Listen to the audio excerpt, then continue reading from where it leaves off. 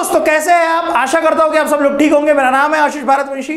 आज जो है बड़ा ही इंटरेस्टिंग टॉपिक हम पढ़ने जा रहे हैं, दैट इज कि सोमनाथ मंदिर में जब महमूद गजनवी ने आक्रमण किया था तो क्या उसके आक्रमण की वजह सिर्फ लूट थी या वो किसी और मकसद से आया था? अब इसमें मैंने एक और बात यहां पे मेंशन की है, वो ये कि भारत की सनातन संस्कृति जो है वो कहां तक फैली हुई थी।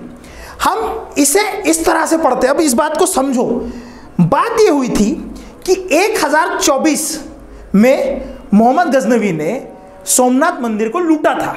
ये जो सोमनाथ मंदिर था, इस जगह को, जिस जगह पे सोमनाथ मंदिर है, उसे महाभारत के समय तक प्रभास कहा गया है। उस जगह का नाम प्रभास है जहां पे वो सोमनाथ मंदिर है। तो ये जो जगह थी, सोमनाथ समुद्र के तट पर है, तो समुद्र के तट पे होने की वजह से यहाँ पे ऑलरेडी ट्रेडिंग पोर्ट्स बन चुके थे। ये जगह वैसे तो बहुत ज़्यादा फर्टाइल थी और फर्टाइल होने की वजह से यहाँ पे ट्रेडिंग सिस्टम बहुत ज़्यादा प्रॉस्पर हो गई थी। अब ये जो बात है ये 1024 की है, तो इसके कुछ शतक पूर्व, कुछ सेंचुरीज पहले अगर आप देखोगे तो यहाँ पर जो है जैन लोगों का ट्रेडिंग बहुत ज्यादा उफान मार चुका था। यानी कि आज भी अगर आप देखोगे तो गुजरात में जैन कम्युनिटी बहुत ज्यादा सक्सेसफुल कम्युनिटी है। तो इसी तरह से यहाँ पे जैनों ने बहुत ज्यादा अच्छे से अपनी सेटलमेंट कर ली थी। अब इसके साथ साथ क्या हुआ मेरे दोस्त कि यहाँ पे बुद्धिस्ट भी रह रहे थे, यहाँ पे जैन भी रह रहे थे, यहाँ पे हिंदू लोग भी रह रहे थे। तीनों सभ्यता एक साथ चल रही थी। अब जो कि ये जो जगह थी, ये जगह आप अगर इसे देखोगे तो ये जगह पे वेरवल पोर्ट करके एक जगह है। तो वेरवल पोर्ट सोमनाथ के पास ही पड़ता है। तो it was one of the prosperous port, और यहां से जो ट्रेडिंग होती थी, ये अरेबियन पेनिसुला और पर्शियन गल्फ में ट्रेडिंग होती थी। यानी अरबी लोगों के साथ में उस समय पे हमारी ट्रेडिंग जो है इस जगह से शुरू हो गई थी। अब 1024 में, just because Arabian traders were here, they send the message to that side कि सोमनाथ में मंदिर जो है वो बहुत प्रॉस्परस है। अब आप इस बात को समझो। अब जो अलग अलग तरह के ट्रैवलर्स भारत में आए, जिसमें से एक था इब्न बतूता, उसने भी ये लिख के रखा है कि सोमनाथ मंदिर के पहले जहां पे शिवलिंग है, उस शिवलिंग के मंदिर के पहले वहां पे फोर्ट हुआ करता था, उस शिवलिंग को कैप्चर करके, क्योंकि मंदिर जो है, मंदिरों में पैसा भी रखा जाता था। So it used to be work as a bank. अब पैसे रखने का तरीका ये नहीं होता दोस्त कि वहां पे कोई लूटने के लिए पैसे रखे जा रहे। वहां पे पैसे रखने का कारण ये होता था कि मंदिर के हर शाम को 5:30-6 बजे के बाद एक घंटी बजती थी। लोग पहले के समय में 6-7 बजे के ऊपर खाना नहीं खाते थे, है ना। हमारी पद्धति जो थी वो दिनचर्या इस तरह से होती थी, शाम ढल जाए तो खाना नहीं खाया जाता था। तो 6-7 बजे घंटी बजती थी और पूछा जाता था कि सबने खाना खाया है या नहीं। अगर किसी ने खाना नहीं खाया है तो मंदिरों में जाके खाना खाया जाता था। Even temples were used to work as the Ayurvedic practising houses. वहां पे वैद्य भी हुआ करता था, तो इसीलिए इकोनॉमी का वहां होना बहुत जरूरी था। अब इस बात को आगे समझो। तो वहां पे फोर्टिफिकेशन करके रखा था, बिकॉज दो चीजें इसकी थी। Somnath was a trading house, along with that Somnath का जो जगह थी, मतलब पोर्ट था, वो ट्रेडिंग हाउस था। अलॉन्ग विद दैट वहां पे जैन कम्युनिटी जो थी उनकी ट्रेडिंग बहुत जम के चलती थी। They used to trade in textiles, they used to trade in wine, they used to trade different things.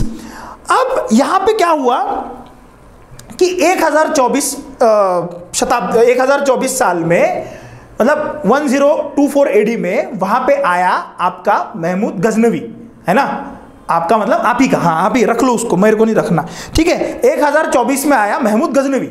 Mahmood Ghaznavi ने जिस समय पे यहां पे आक्रमण किया, उसका प्राइमरी रीजन लूट ही था। अब इस बात, दोनों बात को समझो, ठीक है। प्राइमरी रीजन लूट ही था। इस्लाम में लूट को मनाही की गई है, लेकिन इन कमीनों ने क्या किया, जितने भी लोग लूटने आते थे, ये लोग इस्लाम में जिहाद का नारा देके लूटने आते थे। अब इसका कारण समझो। अब अगर आप इस बात को समझोगे तो स्पेसिफिकली काबा में 360 मूर्तियों को तोड़ा गया था। 360 मूर्तियां तोड़ी गई थी। उन 360 मूर्तियों में से 3 मूर्तियां, स्पेसिफिकली मैं कह रहा हूं, 3 मूर्तियां देवियों की मूर्ति थी। 3 मूर्तियां देवियों की मूर्ति थी। उसमें से एक का नाम था अल उज़ा, दूसरी का नाम था अलत और तीसरी का नाम था मनत। क्या समझ रहे हो आप? अल उज़ा, अलत और तीसरी का नाम था मनत। अब हुआ ऐसा कि अल उज़ा और अलत इन दोनों की मूर्तियां वहां पर डिस्ट्रक्ट हुई और ये मूर्तियां डिस्ट्रक्ट होने के बाद सिर्फ एक मूर्ति वहां पे बची थी, उस मूर्ति का नाम था मनत। और ऐसा कहा गया कि हमारे ट्रेडिंग रिलेशन जो है वो उन लोगों के साथ में ऑलरेडी एस्टैब्लिश होने के वजह से उस ट्रेडिंग रिलेशन में हमें यह देखा गया कि वहां पे जो ट्रेडिंग रिलेशन हमारे डेवलप्ड है तो किसी ने उस मूर्ति को उठाया और Kathiawar region that is in Gujarat वो वहां से भागा। अब ये सारी मूर्तियां जो थी it was made of a black stone, just because it was made up of a black stone and the name was Somnath मनथ। तो इस वजह से जो महमूद गजनवी था इसने during the loot and before the loot ये नारा दिया कि जो तीसरी मूर्ति है वो इसी जगह पे है और इसी जगह पे होने की वजह से इस जगह को, काफिरों की जगह को, जहां पे हमें यह ऑर्डर मिला है कि इन तीनों मूर्तियों को तोड़नी है, तीसरी मूर्ति अभी तक टूटी नहीं है, इस तीसरी मूर्ति को तोड़ने के लिए हमें यहां जाना होगा and that was a murti of a मनत। ऐसा उसने कहा। अब यह कोई प्रूफ नहीं मिला है कि मूर्ति वहां थी या नहीं थी, लेकिन आप इस बात को समझो, पूर्णतः समझो। अब हमारा जो दूसरा प्रश्न है, अरब के पार फैली थी क्या सनातन संस्कृति? अब इसका कारण मैं आपको बताता हूं। मनत गॉडेस जो दिखाई गई है या फिर ये तीनों देवतियां जो दिखाई गई है ये तीनों के तीनों शेर के ऊपर सवार है। One of the goddess was this, इनका नाम था अल्लत, अल्लत, ठीक है। And she used to sit on same way जिस वे में मां सरस्वती बैठा करती थी। तो क्या ये चांसेस है कि ये और ये मां सरस्वती ही होगी? नाम कुछ और हो सकता है। जैसे आप जापान के ट्रेडिशन में देखोगे तो वहां पे गणपति को पूजा जाता है, नाम कुछ और होगा, है ना। मां सरस्वती को पूजा जाता है, नाम कुछ और होगा। अलग अलग जगहों पे अलग अलग देवी देवताओं को पूजा जाता है, लेकिन ज्योग्राफिकल कंटेक्स्ट के हिसाब से उनका नाम चेंज किया जाता है। जैसे आप अगर देखोगे ग्रीक माइथोलॉजी में ज़्यूस का उल्लेख है और उसी तरह से इंद्र का उल्लेख है ना। हमारी संस्कृति में दोनों के अस्त्र सेम है, दोनों के काम सेम है, लेकिन दोनों के नाम अलग है अकॉर्डिंग टू संस्कृति। अब आप आगे देखो। अब इसमें मनत जो है वो स्पेसिफिकली शेर पे सवार है। अब देवियां भी लक्ष्मी, सरस्वती और दुर्गा, वहां पे भी प्राइमरीली तीन देवियों को सबसे मुख्य स्थान था और इस संस्कृति में तीन ही देवियों को सबसे मुख्य स्थान है, प्लस मनत जो है वो शेर पे सवार है। अब आप कहोगे ये कोइंसिडेंट भी हो सकता है। अब आप इस बात को समझो, जो मनत को दिखाया गया है वहां पे मनत के पति का भी नाम उल्लेखित है और मनत के पति का नाम है हुबाल। और एक बात मैं आपको बताऊं, हुबाल का जब आप इमेज देखोगे तो हुबाल के सर के ऊपर चंद्रमा है और इस संस्कृति में किसके सर के ऊपर चंद्रमा है? और एक बात मैं आपको बताता हूं, उन 360 जहां पे जो मूर्तियां तोड़ी गई ना दोस्त, उन 360 मूर्तियों में से सबसे बड़े देव जिन्हें समझा जाता था वो थे हुबाल। और देवों के देव महादेव हम किसे कहते हैं? तो यह संस्कृति वहां तक फैली थी। महमूद गजनवी ने जिहाद का नारा दिया और यह कहा कि हमें मनत की मूर्ति तोड़नी है। वो यहां घुसा, उसने मनत की मूर्ति, ऐसा कहा जाता है, उसका जो पोएट था जिसका नाम था फारूकी सिस्तानी, फारूकी सिस्तानी ने काव्य में लिख के रखा है, उसका जो पोएट था वो आया था रेड में, उसने लिख के रखा है कि हमने उस मूर्ति को उठाया, मूर्ति को ले गए। अब ये भी कहते हैं कि वो मूर्ति ब्लैक होने की वजह से और शिवलिंग जो था वो भी काला होने की वजह से उसने शिवलिंग को ही उठा के वो गया था, उसे तोड़ा, डिस्ट्रक्ट किया और उसकी जितनी भी राख थी उसे अपने राज्य में ले जाके फैला दिया ताकि उसका पैर हो जाए।